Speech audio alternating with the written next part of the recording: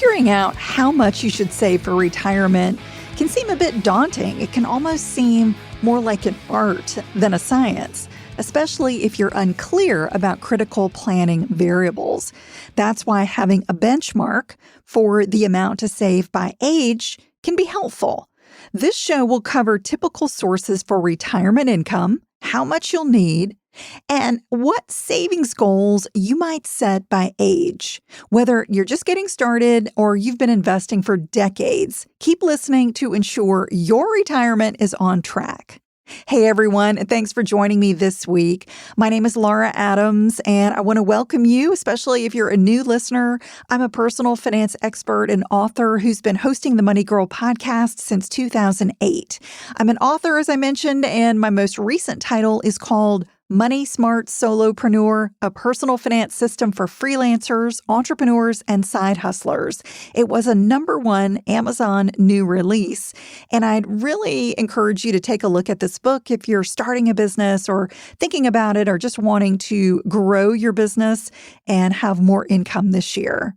And that's one of the topics that we cover here on the show. My mission is to help you get the knowledge and motivation to prioritize your finances, build wealth, and have more security and less stress. So every episode is like a little mini training. It's designed to help you take your financial life or even your business life to the next level. So if that's what you're looking for, please subscribe to the show and participate in the community. And if you're already a longtime listener, thank you for being here.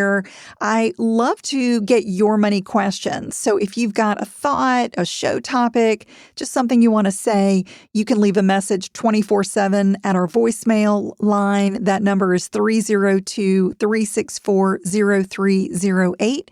And you're always free to email me using my contact page at lauradadams.com.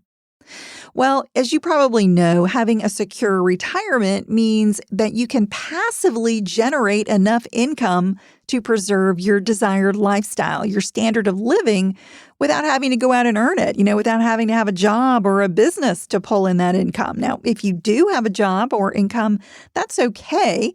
But, ideally in retirement, the goal is to generate enough income that you would not have to have a job or any business income. After you retire, your spending will probably be similar to your current costs for things like food, housing, clothes, and entertainment. But some retirees do choose to downsize. Maybe you want a less expensive home, just a more simple lifestyle. Maybe you want to cut expenses like transportation, and you're going to have a lot of expenses related to working, perhaps like commuting, and again, those transportation costs, maybe even wardrobe, things that you won't have to spend on in retirement. And of course, once you hit retirement, you won't be saving for retirement anymore. But some of your future costs will increase. These could include healthcare, hobbies, and travel. So a typical retirement goal is to create income equal to some percentage of your pre-retirement income. For example, you may feel like you could live on 70% or 80% of your pre-retirement income. For instance, if you earn $100,000 per year on average in the years leading up to retirement, you might need a minimum of $70,000 to enjoy a similar lifestyle or the desired lifestyle that you want in retirement. But let's say you do not intend to reduce your standard of living, or maybe you expect higher expenses in the future. You might plan for more than 100% of your pre-retirement income. So it's all about comparing what you're spending now to what you believe you're going to be spending down the road. And once you've got a handle on how your retirement spending could stack up to your current budget, then you can quickly determine how much you need to save. And I'll explain more about how to do that in a moment.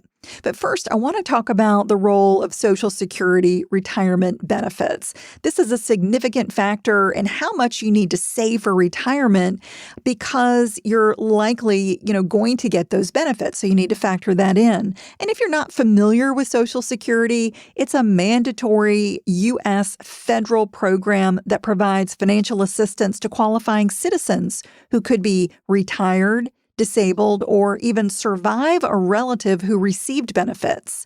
You're eligible for Social Security retirement after you work for at least 40 quarters or 10 years. And the program gets funded from payroll and self-employment taxes that, you're paying in throughout your career. However, be aware that many state and local government workers, like teachers, police officers, and firefighters, do not pay into the Social Security program. They usually get a pension from their employer instead of receiving Social Security retirement benefits. So how much retirement income you receive is based on the average of your highest 35 years of earnings. And if you worked fewer years than 35, those missing years get counted as zero income, which does bring down your average. And if you worked more than 35 years, only your highest earning years get considered.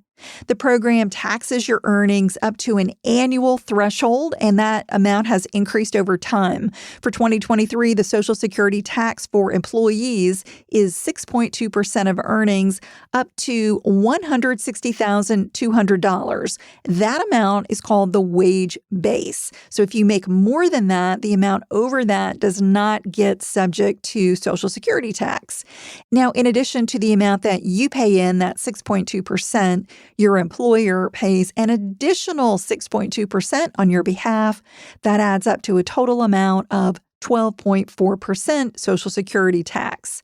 Now, if you're self-employed, you pay both sides of that. So you're going to pay 12.4% into the Social Security system by paying the self-employment tax. And again, that just goes up to the wage threshold that I mentioned, the $160,200. And remember that any earnings that don't have Social Security or Medicare taxes withheld, or business income that you don't pay self-employment taxes on, will not get factored into your future benefits. So don't think that you're doing something smart by not claiming income, because you're really just hurting yourself in the long run because you're going to get fewer benefits. So how do you factor Social Security retirement income into your retirement plans? Well, the benefit that you receive varies widely depending on the age you choose to begin taking those benefits. Everyone has a full retirement age, or FRA, when you can first claim full or unreduced benefits. Now, if you were born between 1937 and 1959, your FRA is 66. But if you were born in 1960 or later, your FRA is 67. However, no matter when you were born, you can elect to take early retirement benefits starting at age 62. If you retire before your FRA, your benefits will always be permanently reduced. And when you delay benefits past your FRA, they increase 8% annually up to age 70. So if you're in good health and you can continue working past your FRA, or maybe you've got other income sources, waiting to claim retirement benefits is an easy way to boost your monthly income for the rest of your life. Now, that's not the right choice for everyone. If you're not in great health, or your spouse is not in great health, you have other factors to consider. So I would encourage you to get some guidance on that. But according to the Social Security Administration, if you turn 62 in 2023 and you begin early retirement, your benefit would be about 30% lower than if you started at your FRA of 67. And if you're wondering what the maximum retirement benefit could be, it was about $4,500 a month in 2022. So that would be for high earners. So there are many factors to consider when deciding when to start retirement benefits, like your income sources, your life expectancy, and your spouse's situation. So again, you always want to get personalized advice from a financial advisor for help making that decision. And since how much you'll receive in Social Security benefits is a huge factor in how much you should save for retirement, I recommend that you check in with where you are. You want to track and even verify your Social Security information. If you have not already set up your online account, you want to visit ssa.gov. That's the Social Security Administration website. When you're there, you can sign up for an account, check your earnings history, make sure everything looks correct, and you can see your estimated future retirement income benefits based on where you are now. Now, of course, that is going to change as you earn more in the future and, as additional years of income get added to your history. But it's a really good idea to regularly review your reported earnings for any errors, since those mistakes in your Social Security history could keep you from getting all the benefits that you're entitled to. And if you're worried that Social Security just won't even be around by the time you retire, I want to, put your mind at ease because it's not likely to happen. Yes, the reserve fund is drawing down. It is getting depleted. However, policy changes like increasing the wage base or increasing the payroll and the self-employment tax can easily raise the revenue we need to keep the program healthy. So it's just a matter of, Congress having the will to do it. And I'm pretty sure they're not going to let Social Security recipients suffer. All right, so before I cover exactly how much savings you need by age, let's review 8 factors that play huge roles in how much money you're going to need. Number 1 is your retirement age. This is so critical because the earlier you decide to retire, the earlier you need income, the more you've got to save. Most people do use the age they'll start receiving Social Security as a default, so that's 66 or 67. But if you accumulate a large nest egg, you can retire earlier, or you can choose just to retire later and keep working. It's, very much up to you. The second factor is your existing savings. So this plays a big role in how big your nest egg will be and, how much more you need to save. And of course, the sooner you begin saving, the more compounding interest works in your favor to grow your balance. The third factor is your average pre-retirement investment return. This determines how quickly your investments can grow. For example, investing $200 a month for 40 years at a 3% return would grow to just $185,000. But if you got an 8% return, you'd have $700,000. So that's where the return on your investment comes into play. This is why investing for growth is so important, especially when you're young. Number 4 is your post-retirement investment return. This is also critical because you need to get a return from a portion of your nest egg, while keeping it safe in low-risk investments once you're retired, but you're going to keep a portion of it invested so that it can continue growing for you. So, depending on how aggressive you want to be or don't want to be is going to play a big role in how much that nest egg can grow. And of course, you don't have to invest it at all. You could literally just put it in the bank if you wanted. But in most cases, most retirees do need to keep some of their nest egg growing. The fifth factor is your Social Security, as we've talked about, or any other income that you may be receiving, like a pension. This is critical for accurate retirement planning. In general, Social Security could replace 30%, maybe 25 to 30% of your pre-retirement income if you're a typical worker. The sixth factor is inflation. We all know about inflation. It's been a big issue lately. This causes prices to rise, making your retirement income less valuable in the future. So it's good to know that Social Security retirement benefits do get adjusted for inflation as the cost of living increases. However, they could lag significantly. The seventh factor is your withdrawal rate, so how much money you take out of your nest egg each year. Many people believe they can live on less than their pre-retirement income. As I mentioned, that 70%, 80% goal is pretty typical. However, if you dream of lavish trips, you want to live in an expensive area, or maybe you're going to require costly medical care, you may need more income in retirement than you do today. And the eighth factor is your longevity. If we all knew when we would die, we could plan exactly to the penny how much retirement income and savings that we need. But it's the biggest unknown when it comes to planning for retirement. And if you're relatively healthy at full retirement, statistics show you're going to live well into your 80s. And if you have a good family health history and you take care of yourself, you're probably going to need retirement income well into your 90s. So, considering all that, how much do you need to retire? Well, most people need to accumulate at least 10 times their average annual income to generate enough retirement income. For instance, if you earn $100,000, having at least $1 million is a really wise goal. Now, that would be, in addition to the Social Security income that you're going to have on top of that. However, if you have a large pension, you may not need as much savings for a comfortable retirement. And to grow your savings as quickly as possible, I always recommend that you want to regularly invest at least 10 to 15% of your gross income in a tax-advantaged account. That could be your 401k at work, or it could be a plan for the self-employed, like a SEP IRA, which is the account I use, or a solo 401k. And while using these retirement accounts and just regularly putting in the same amount each month might sound really boring, it's actually the best way to accumulate a healthy nest egg. Boring is good when it comes to investing. And if you're a young investor with decades to go before retirement, I want you to consider purchasing mostly stock funds, not stocks, individual stocks, but stock funds that offer high returns over the long term. Yes, they're more volatile, but you have time to ride out that volatility.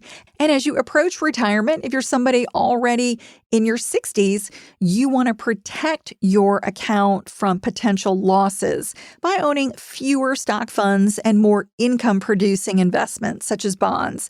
As I mentioned, you still need a portion of your portfolio in stock funds to generate growth. You just don't need as much. All right, I'm going to go through some retirement planning calculation examples for you so you can see how I'm getting to some numbers. So let's say you earn $75,000 and you want to retire at age 67 with 80% of your pre-retirement income. That comes out to $60,000 a year. So you can probably count on getting about $20,000 a year from Social Security, and the remaining $40,000 would have to come from your nest egg, from your savings, assuming you don't have any employer pension to calculate in that.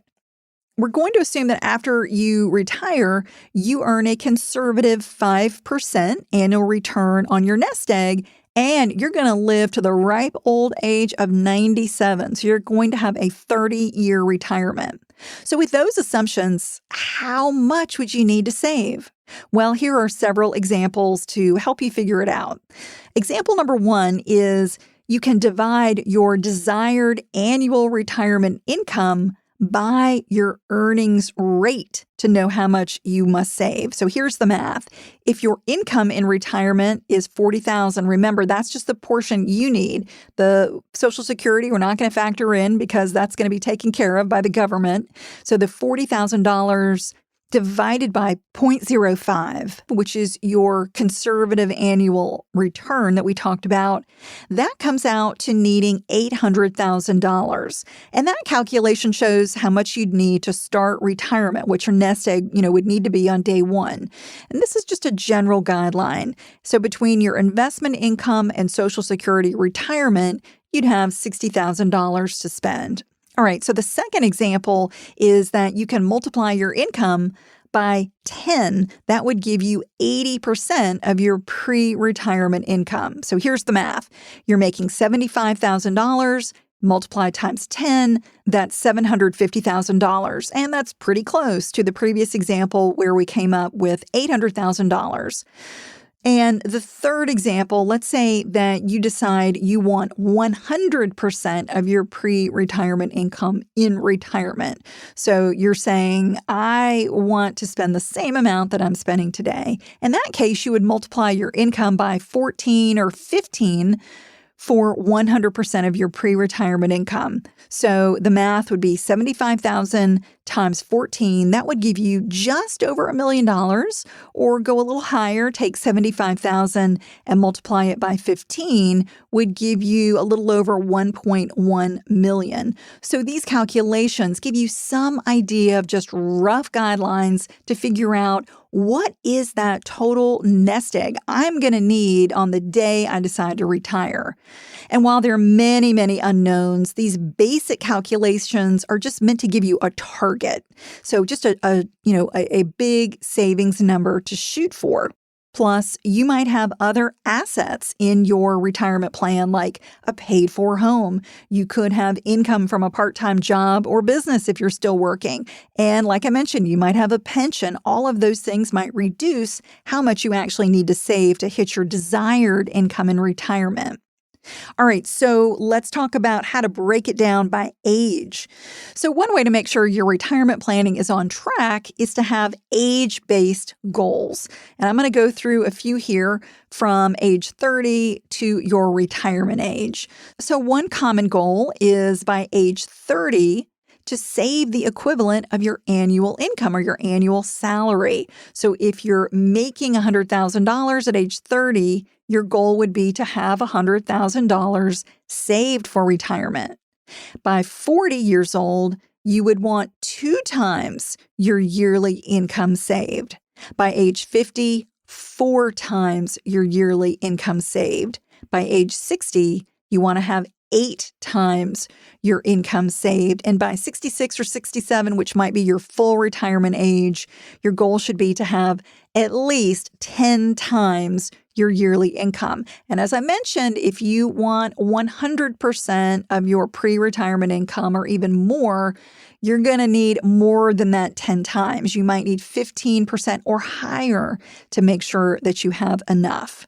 Again, this is a very rough guideline, and you may need more or less each decade before retirement based on your unique goals, like having expensive travel in retirement or even relocating to an inexpensive country where you may be able to live on a lot less. Plus, you may have pension income or high medical expenses to factor into your retirement plan. So it's very personal. And also, as I mentioned about inflation, you cannot ignore what inflation may do to your retirement income. An amount like $1 million that seems high today will not have the same purchasing power in the future. And if you're not on pace to have what you need, don't freak out. Don't worry. It's just time to start stepping it up. You got to increase your savings rate. For instance, if you're getting close to retirement, but you haven't saved at least 80% of your goal, I want you to plan on working and investing for as long as possible. And if you're just behind by your age, if you're 30 or 40 and you're saying, wow, I don't have that annual savings or double my annual salary saved, again, don't freak out. It's just time to really step up your game, see how you can cut back in areas of your life, your costs, so that you can devote more of your income toward your retirement savings. And also remember that you can make additional catch-up contributions to retirement accounts after age 50. For 2023, most workplace plans allow workers over 50 to contribute an additional $7,500 for a total of $30,000 a year. And if your employer matches your contributions, you can exceed that annual limit. And if you're not sure if you're saving enough for retirement or you're just worried about getting a late start or being behind, get help from a certified financial planner or CFP. They can really help you set the right financial goals, choose the best accounts and the best investments, and achieve realistic retirement goals. I hope this has been helpful. That's all for now. I'll talk to you next week. Until then, here's to living a richer life. Money Girl is a quick and dirty tips podcast. It's audio engineered by Steve Rickyberg with editing by Adam Cecil. Our advertising operations specialist is Morgan Christensen. Our digital operations specialist is Holly Hutchins. And our marketing and publicity associate is Davina Tomlin.